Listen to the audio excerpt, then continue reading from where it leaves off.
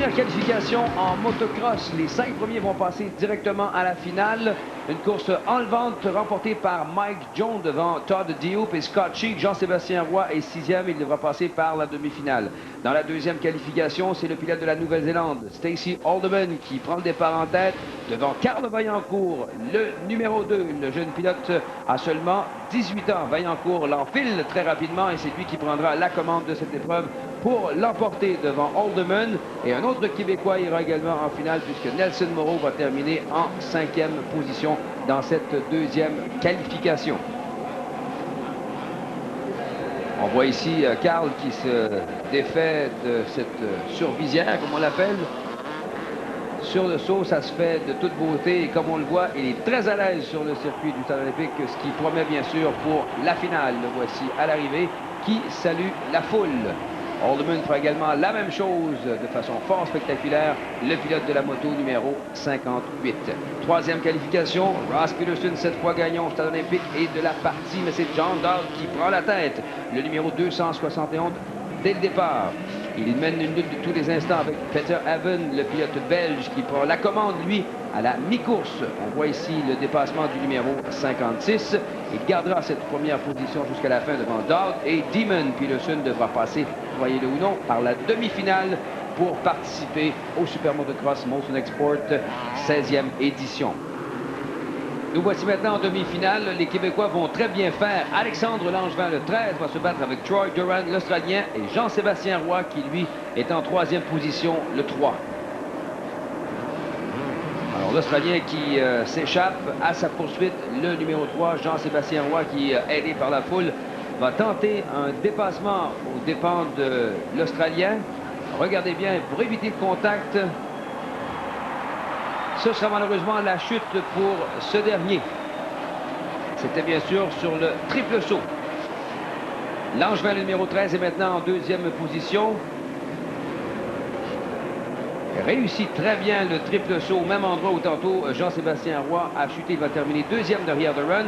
Jean-Sébastien Roy réussira à remonter jusqu'à la 4e position. Il ira en finale derrière un autre Québécois, Carl Hannon de Boucherville. 2e semi-finale. Peterson est du groupe. Il doit être parmi les 5 premiers. C'est Keith Johnson qui prend la tête de l'épreuve, le numéro 134. Rudolph Bernard, en Québécois, qui est en 2e position, va chuter violemment. Peterson, parti de la 5e, va remonter jusqu'à la 2e position. Pierre Rousseau de Saint-Césaire va terminer, lui, en 5e position et participera, lui aussi, à la finale. On est prêt d'ailleurs pour cette finale de 15 tours de piste au Super Motocross Motion Export. Beaucoup de nervosité, Carl, à ce moment-là? Non, j'étais assez relax avant le départ. Tout s'est bien déroulé. Oh, ça brasse pas mal. On a parlé de Hannon. Lui s'est fait pousser à l'extérieur et a été forcé à repartir bon dernier. La lutte est extrêmement serrée. C'est le Français Ludovic Luquin, le numéro 80, qui prend la commande de l'épreuve. Mike Jones, le 22, est en 2e. Todd Diop est en 3e position. Et Carl Vaillancourt se retrouve en 4e position. J'ai essayé de voir moi-même ce qui s'est passé. Je viens juste de perdre mon frein avant. Ça s'est passé dans le premier tournant parce que lorsque je suis arrivé dans le deuxième tournant, j'ai remarqué qu'en appuyant sur mon frein avant, il n'y avait aucun frein. Donc, il a fallu que je me familiarise avec tout ça dans les premiers tours. Et ça, c'est pas évident parce que le frein avant, on s'en sert énormément sur la moto. Déjà, Mike Jones qui attaque de façon fébrile le numéro 80, Ludovic Luquin, qui reçoit le drapeau vert pour dire que le départ a été bon. Carl est en 4e position. Il est poursuivi par, je crois, le numéro 72. On va confirmer le tout dans un instant. Le numéro 13, Alexandre Langevin, le pilote de Terrebonne sur la Yamaha Zénith. Serge Miette a chuté. On était sur le même endroit, je crois. C'est en sortant du saut, je pense qu'il y a eu une mauvaise trajectoire. Puis il y avait beaucoup de trafic dans les premiers tours. C'est ça qui a causé sa chute. Mike Jones, qui est un Américain en 2e position, derrière le Français Ludovic Luquin. Carl, vous avez eu l'occasion souvent de vous battre contre Jones. C'est un pilote assez agressif. Oui, on a eu plusieurs accrochages dans beaucoup de courses dans les circuits au Québec. Ça, c'est un pilote très agressif. J'aime ça faire courser avec lui. Un bonhomme qui est quand même fort sympathique, le numéro 22. Il travaille très fort présentement à reprendre la commande de cette épreuve. Todd DeHoop est juste derrière lui. C'est le numéro 138, DeHoop, qui est un pilote de Hudsonville au Michigan. Pour la première position, Mike Jones tente d'attaquer Lucan. Lucan, qui est un spécialiste du spectacle, jette un coup d'œil par-dessus son épaule. L'erreur de Lucan. Il a regardé environ 3 fois. On voit ici qu'il a perdu sa concentration, puis Jones le savait, et puis il a fait une excellente manœuvre de l'extérieur à l'intérieur. Pendant ce temps-là, DeHoop, lui, ne manque pas sa chance non plus en 3e position. Il a tendance à vouloir se rapprocher de plus en plus. Mike Jones, qui avait terminé 13e en finale, c'est son meilleur résultat ici l'an passé au Super Motocross. On l'a vu à l'Arena Cross de Rivière-du-Loup à Québec également. Il a fort bien fait dans une épreuve présentée sur piste extérieure. Moi, il a roulé très fort cette année. Il a eu beaucoup de victoires au Québec, donc évidemment, en première position ici, il se sent très confiant. Mauvaise manœuvre de Lucan. Lucan qui est un bonhomme qui, lui, aime le côté spectacle. On l'a vu dès les premiers moments de la course, envoyer des saluts à la foule. Mais regardez, il se retrouve avec tout ça en 3e position. Troy Duran, de 77, est un pilote australien. Surveillez-le. Jeune pilote de 21 ans et de la région de Melbourne, tout particulièrement, a débuté sa carrière en motocross à l'âge de 7 ans seulement. Il est 3e en série Supercross en Australie, pendant qu'on voit des images de Todd DeHoop, présentement 16e en 125 au championnat américain sur piste extérieure et 23e en Supercross. On voit ici Jeremy Buell, il a un atterrissage assez raide. Son frein arrière, j'ai vu, a touché le sol, donc il a plié on voit ici le frein arrière derrière sa pédale, donc le frein arrière était coincé.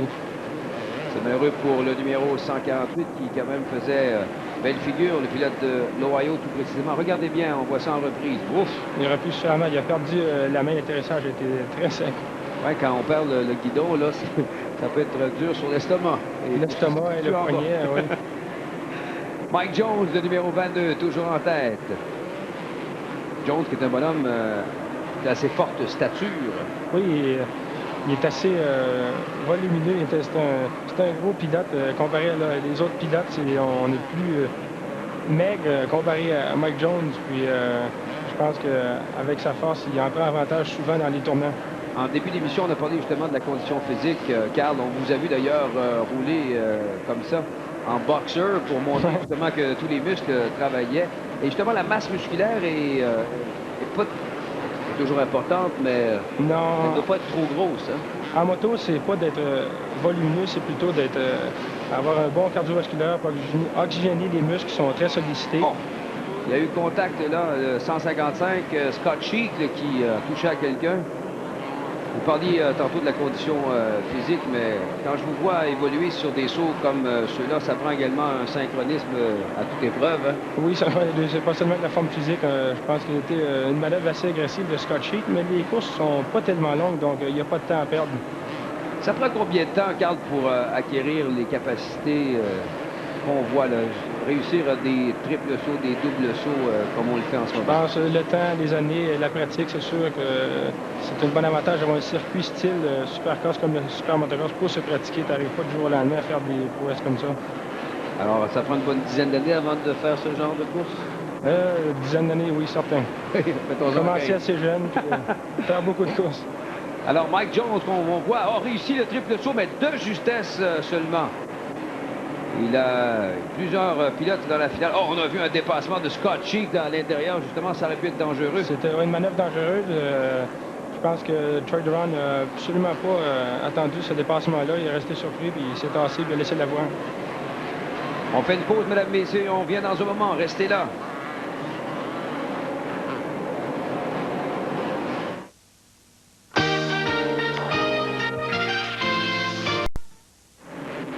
De retour au Stade olympique, Didier Escradone en compagnie de Carl Vaillancourt qui lui occupe présentement la 9e position sur le circuit.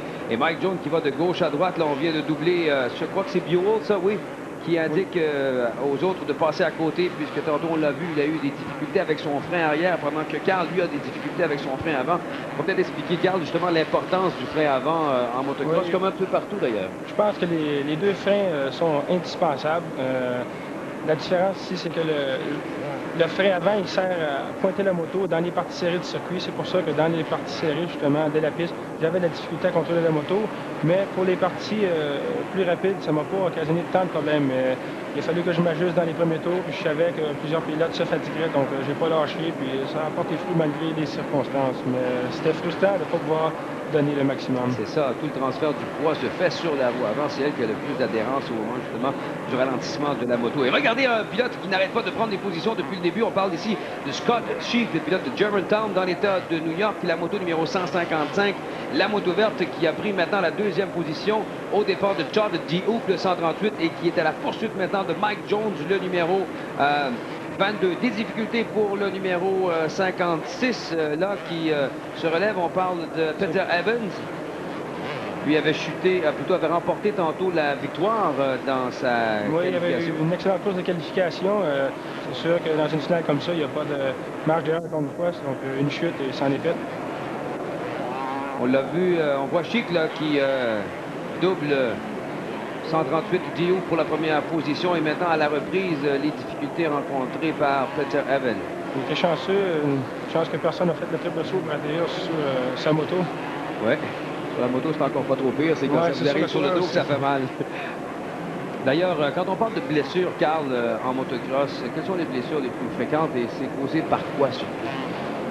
Moi j'ai eu surtout des blessures aux épaules, mais je pense que on retrouve beaucoup de blessures aux genoux. Je pense que j'ai été chanceux. Je peux toucher du bois. J'ai aucune blessure aux genoux, mais je pense que les clavicules, les poignets sont des membres qui sont super fracturés en moto. Oui, parce que vous n'avez pas tendance à vouloir lâcher le guidon rapidement, même malgré une chute. Non, je pense qu'on a... C'est une mauvaise habitude des pilotes de motocross. On pense tout le temps à sauver notre chute, donc on tient le guidon jusqu'à la dernière minute et on en souffre. Wow, au dépassement, là, pour la première position, on voit Scott Sheik là, qui a fait une manœuvre pour le moins virile pour dépasser Mike Jones. Oh, Mike Jones qui est arrivé pour faire le double saut, qui est arrivé sur le sommet du deuxième et ça a l'air d'avoir cogné dur là, pour le pilote de Export en Pennsylvanie. Alors voilà Mike Jones, on retrouve les images de ce dernier, mais c'est maintenant Scott Sheik qui mène le bal. Qu'est-ce que vous pensez de ce dépassement, Carl? Malheureusement pour Jones, ça s'est joué tout avant le triple saut. Quand Sheik a coupé sa trajectoire, il lui a empêché de faire le triple saut. Puis ensuite, n'avait pas une bonne aire d'aller pour effectuer le double saut. Il a tenté de l'effectuer. Puis on a vu qu'il y a eu un atterrissage assez dur sur la deuxième bosse. Puis j'avais parlé pour la finale. Il m'a dit qu'il s'était fait mal au poignet et dans le dos. Donc ça a définitivement affecté sa performance en ce moment. Scott Sheik, qui est un jeune pilote qui a fait la série Supercross aux États-Unis en 125 et qui occupe la 7e position au classement général. Il est 15e pour le championnat américain de course extérieure, sur circuit extérieur. Le numéro 155 que l'on voit ici à l'arrivée en deuxième position. On va voir justement le dépassement. On pourrait peut-être le commenter. On voit ici justement Sheik qui coupe excellente manœuvre, qui prend l'intérieur, empêche Mike Jones d'effectuer le triple saut. Sheik effectue le double. On va remarquer ici Mike qui va essayer de prendre l'intérieur. Non. Non, on ne l'aura pas vu, mais on se souviendra que tantôt, justement, le double saut qui suivait. Oui. Ouais, et Sheik, c'est un des rares pilotes qui, justement, effectue le triple saut. Ensuite, il y a un virage très serré à droite, juste au moment de l'atterrissage, et il y a un double qui suit et il réussit à le faire. Dans le champ de bosse... c'est ça qui est important sur cette section-là. On peut prendre environ une seconde d'avance en effectuant les trois obstacles qui sont le triple saut. Si on prononce assez la moto vers l'intérieur, on peut sauter l'obstacle suivant qui est le double saut. Donc, ça va faire une grosse différence. John Dowd, au niveau de la 4e position, remonte de plus en plus. Là, on le voit s'attaquer maintenant à Todd DeHoop, le numéro 138. Dowd, c'est le 271. On trouve Lucan en 5e. Il y a Jeff Demon qui est en 6e position, notre Américain et l'Australien. Troy Duran occupe la 7e position. Suivi de Carl Vaillancourt qui réussit quand même du très bon travail malgré l'absence du frein avant sur sa moto. Je pense que ça n'a pas été si pire, comme je te disais tout à l'heure, malgré les circonstances, parce qu'au début, j'ai été tombé un petit peu découragé. À un certain moment donné, je me suis dit, je suis aussi bien arrêté, il n'y a rien de bon à faire. Puis à un moment donné, j'ai repris un peu un certain momentum, puis ça n'allait pas si mal. J'ai pas perdu de manœuvre sur quelques manœuvres, puis j'ai même repris des positions vers la fin. Donc, heureusement pour moi. Oui, ça a été surtout au début de l'épreuve qu'on a perdu des. Ça m'a pris quelques tours pour me familiariser avec tout ça. Il fallait juste que je n'arrive pas trop agressif dans les tournants pour pouvoir prendre l'extérieur puis manquer mes virages. La mauvaise surprise dans tout ça, c'est qu'on n'a pas encore vu une seule fois le numéro 1 On parle ici de Ross Peterson. Il a été 15 fois en finale, ce dernier. 7 fois, il a remporté le Super Motocross.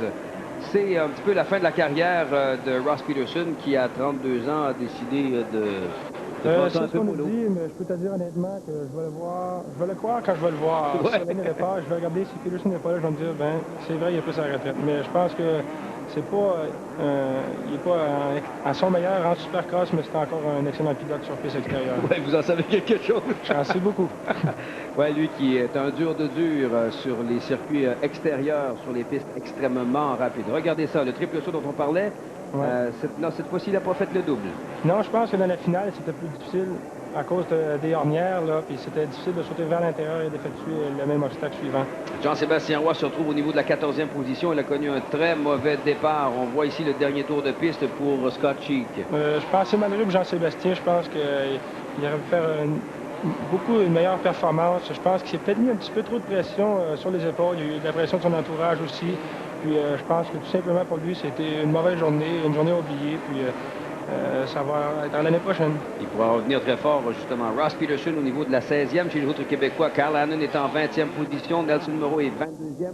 Langevin, à la suite de sa chute, est 23e. Et Pierre Rousseau évolue en 24e position. On voit justement Langevin, le numéro 13, là, en 23e. Il a eu un choc assez terrible lors du tout premier tour de piste.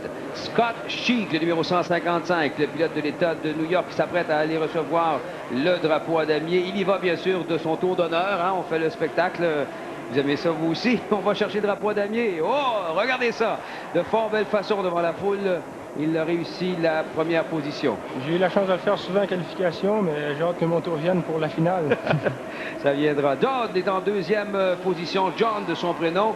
Todd DeHoop, pendant qu'on voit des images de Carl qui vient compléter l'épreuve en 9e position, le pilote de Drummondville, qui portera incidemment la plaque numéro 2 également en 1994, lui qui avait porté la plaque numéro 1 un peu plus tôt. Alors, Carl, qui, malgré le fait qu'on a eu des problèmes avec le frein avant, réussit quand même une belle performance. Il gagne le prix pour le meilleur